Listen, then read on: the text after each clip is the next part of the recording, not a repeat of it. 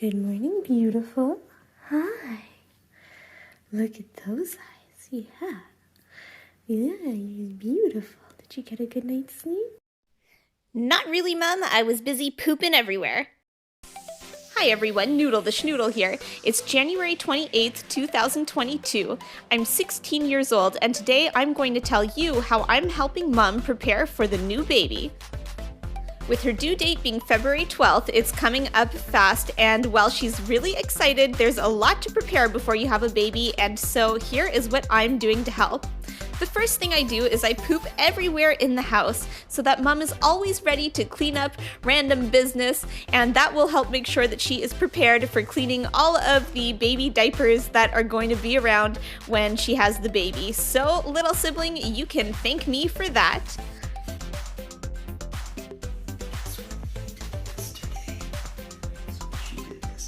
What did she do? She didn't admit it. What did you do, Noodle? Is there anything you want to talk about? Anything at all? No? Nothing at all. I think she thinks the secret's between me and her. I don't know. Alright, well, enjoy your nap. It is perfect. It's a good call, Mom. Good thing you cleaned it before Dad came. Yeah. Okay, well, we'll see later on if you admit it or not.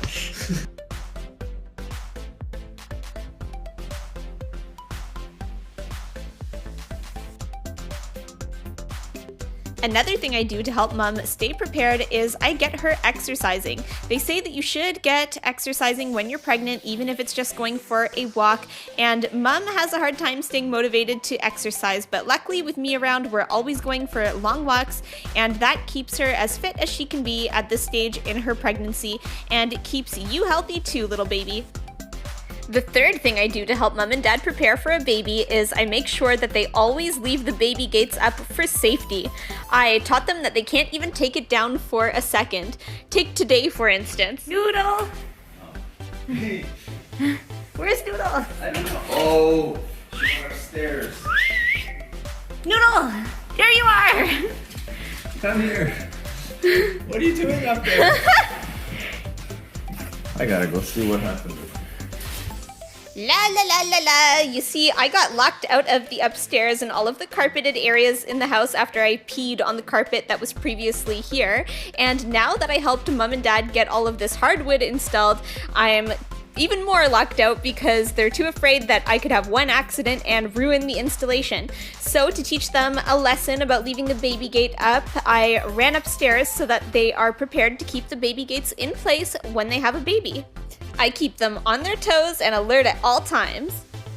Speaking of not being allowed upstairs, one thing that Mum has learned from parenting me is that you have to be able to set boundaries and you can't always be your dog or your child's best friend. Mum used to feel so bad for me that she would let me upstairs if I wanted, and she used to feel so guilty about going out anywhere without me that they would often take me in the car. But Mum and Dad have both learned that it's important to set boundaries and make sure that they take care of themselves first so that they can actually take better care of me.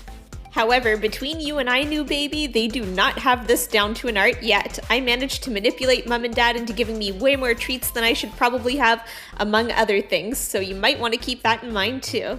Mum and Dad are not great with the discipline. If you're watching this and you have experience as a parent or a caregiver, go ahead and leave tips below for Mum and Dad to help them be better parents. No, baby, I'm sorry, but you pooped everywhere. You just need to eat your kibble. No, baby, I'm sorry. Mama loves you, but we can't have any of that because it's going to make you more sick. You have healthy kibble right there. All right? Mama needs to get cooking. If you run into this problem, don't worry. You can just ask Dad when he comes downstairs. One of the most important things that I did to help prepare for the baby was I helped get the flooring done in the baby room. I supervised to make sure that Dad was cutting straight, and I helped get that installed. So you can thank me for your beautiful floor, baby. Nice and straight, Dad. I don't want to see any crooked floors.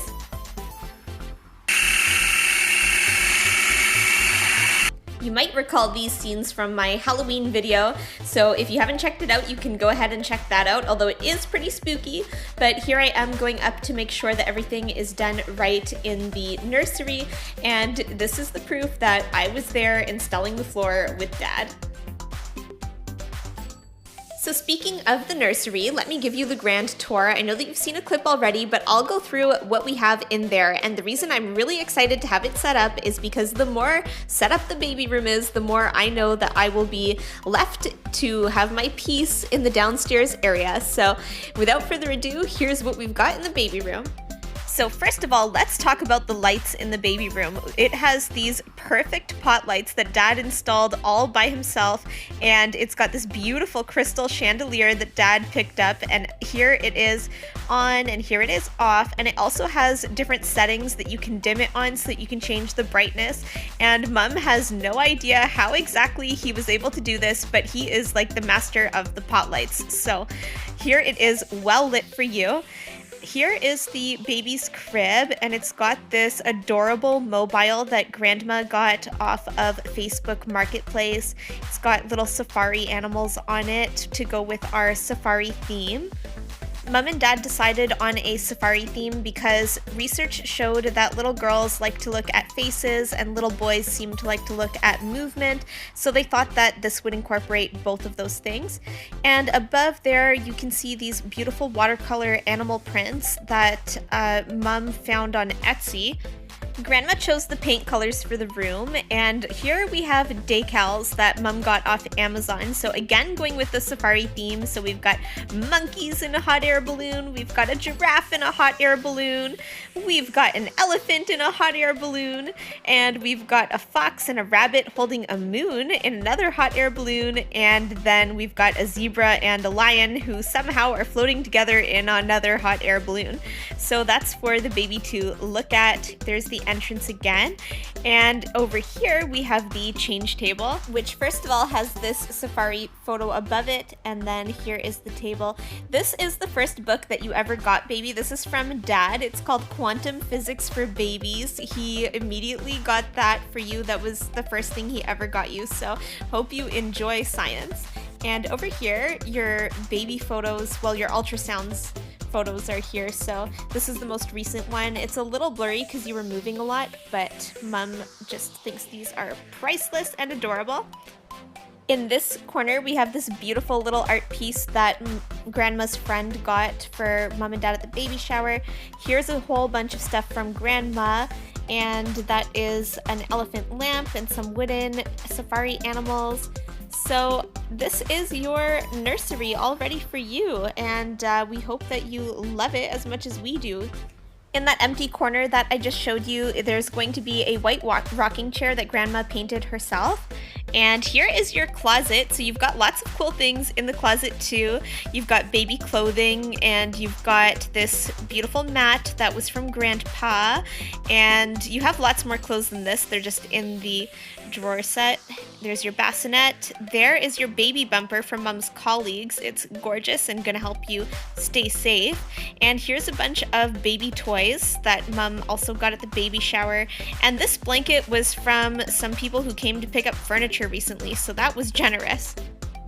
Well, baby, I was here and I witnessed the whole thing, and I'm gonna tell you, you better give a shout out to your grandma for getting this beautiful baby room done. She came in and scraped the ceilings down, she painted, she brought Mum and Dad to choose the flooring, and she really managed the whole project. She bought the paints and she chose the paint colors, she suggested the green, and she got the rocking chair, the table, she chose the curtains, the carpet.